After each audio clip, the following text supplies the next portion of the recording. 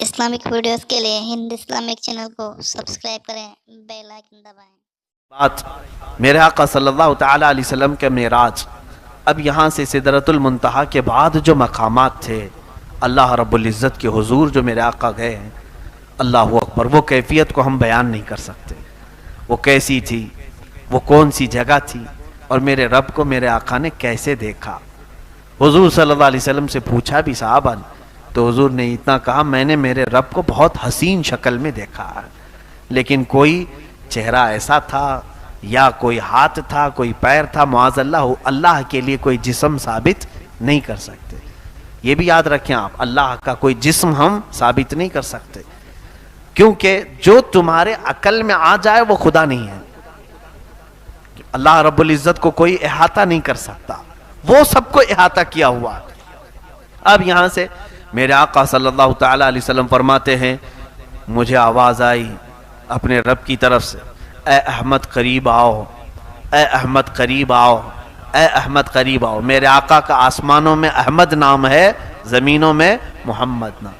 احمد بلایا جا رہا تھا، اس کے بعد رب تعالیٰ سے آپ قریب ہوتے گئے، قریب ہوتے گئے۔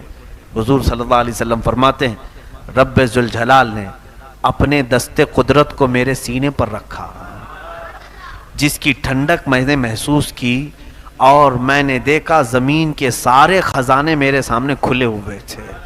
میں نے آسمانوں اور زمینوں کی ساری چیزیں دیکھ لیں، اسی وقت میں نے پوری کائنات کو دیکھ لیا۔ اللہ رب العزت جس کے سینے پر دست قدرت رکھے، اب اس سے کون سی چیز چھپی رہے گی۔ اسی لیے میرے عزیزو، ہماری یہ محفل بھی میرے آقا کی نظروں سے چھپی ہوئی نہیں ہے۔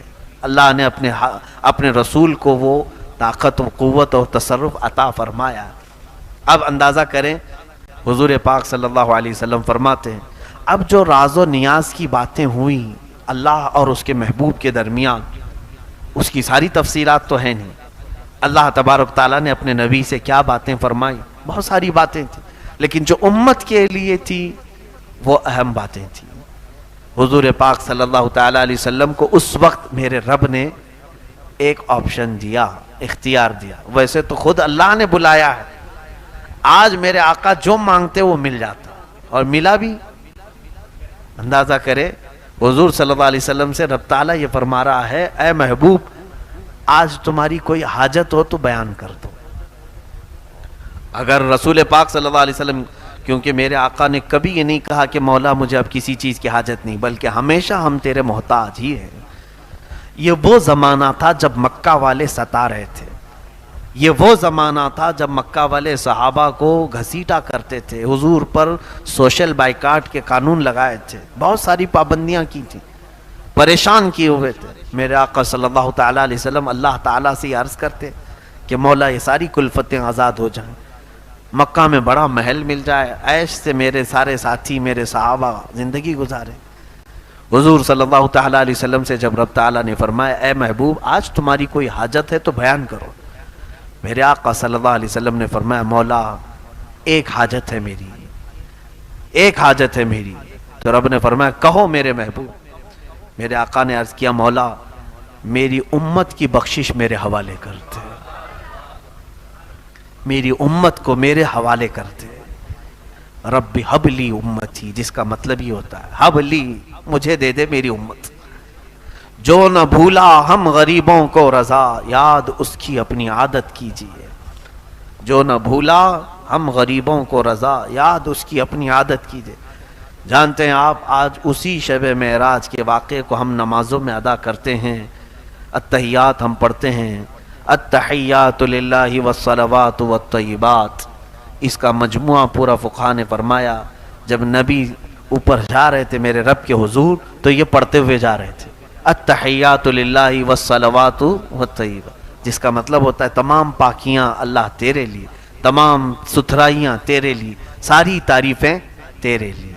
جب حضور نے یہ جملہ فرمایا تو رب تعالیٰ نے جواب میں یوں فرمایا، السلام علیکہ ایھا النبی ورحمۃ اللہ وبرکاتہ۔ دیکھیں سلام کون کر رہا ہے؟ میرے نبی کو اللہ خود فرما رہا ہے، اے نبی تم پر سلامتی ہو اور اللہ کی رحمت اور اس کی برکت۔ حضور کو سلام ملا کس کی طرف سے؟ اللہ کی طرف سے۔ اور اس کے بعد حضور صلی اللہ علیہ وسلم نے پھر دوبارہ یوں عرض کیا. دیکھیں یہ بھی موقع کیسا ہے. میاں اگر ہمیں کوئی بڑا آدمی سلام کر لے تو ہم کیا سوچیں کہ اب ہماری حیثیت بڑھ گئی, کسی اور کو یاد کریں نہ کریں. مگر حضور پاک صلی اللہ تعالیٰ علیہ وسلم کو جب اللہ نے سلام فرمایا تو حضور آگے بڑھ کر یوں عرض کرتے ہیں والسلام علینا وعلی عباد اللہ الصالحین. مولا صرف مجھ پر نہیں, میری امت کے سارے گنہگاروں پر بھی تیرا سلام اور صالحین بندوں پر بھی تیرا سلام ہو. میرے آقا کہاں ہمیں فراموش کیے, کہیں ہمیں بھولے ہیں میرے آقا. رسول کریم صلی اللہ علیہ وسلم نے ہمیں کسی جگہ پر چھوڑ دیا ہے. اے میرے عزیزو, اللہ کے حبیب صلی اللہ علیہ وسلم نے جب یہ عرض کیا, سارے ملائکہ سن رہے تھے اللہ کا کلام اور نبی کا یہ کلام. حضور نے پہلے کیا کہا اللہ کی تعریف میں, التحیات للہ والصلوات والطیبات, تو رب تعالیٰ نے فرمایا السلام علیکہ ایھا النبی ورحمۃ اللہ وبرکاتہ. میرے آقا نے پھر کہا والسلام علینا وعلی عباد اللہ الصالحین. تو یہ دونوں کے کلمے سننے کے بعد فرشتوں نے کہا اشہد ان لا الہ الا اللہ واشہد ان محمدًا عبدہ ورسولہ. ہم گواہی دیتے ہیں کہ اللہ کے سوا کوئی معبود نہیں, اور ہم گواہی دیتے ہیں کہ محمد صلی اللہ علیہ وسلم اللہ کے بندے اور اس کے رسول ہیں. یہ اگر کوئی اتحیات کا اتنا ٹکڑا بھی پڑھ لے تو اسے معراج سمجھ میں آ جائے گی. معراج کا سفر اس کے اندر. ہم نمازوں میں اتحیات میں بیٹھے تو یہ منظر تصور میں لے کے آنا چاہیے. یہ منظر تصور میں لے کے آئیں کہ رسول پاک نے یہ جملے ادا کیے تھے, پھر میرے مولا نے اپنے نبی کو سلام کیا تھا, اور اس کے بعد میرے آقا نے ہم غریبوں کو یاد کیا تھا, پھر فرشتوں نے سب شہادت بیان کی تھی, ہم بھی کیوں نہ فرشتوں کی شہادت بیان کریں. میرے عزیزو, رسول پاک صلی اللہ تعالیٰ علیہ وسلم جب وہاں سے چلنے لگے تو رب تبارک و تعالیٰ سے آپ نے ایک سوال کیا, مولا مجھے تو نے انعام میں یہاں تک بلایا. دیکھیں کہاں کہاں حضور پاک ہمارا خیال فرماتے ہیں کہ سب یہاں تک آ نہیں سکیں گے, سب تیرے دربار تک یہاں تک نہیں پہنچ سکیں گے. میں جاؤں گا تو میری امت مجھ سے بار بار تیرے بارے میں پوچھے گی, اور وہ پوچھیں گے کہ یا رسول پاک آپ تو پہنچ گئے, ہم کیسے جا سکیں گے. اے اللہ میں اپنی امت کو کیا بتاؤں. توجہ, رب تعالیٰ نے فرمایا اے محبوب میں ایک تحفہ تمہاری امت کو دیتا ہوں, اگر وہ اس پر عمل کرے گی تو ہر سجدے میں انہیں معراج ہوگی. وہ ہے نماز کا تحفہ.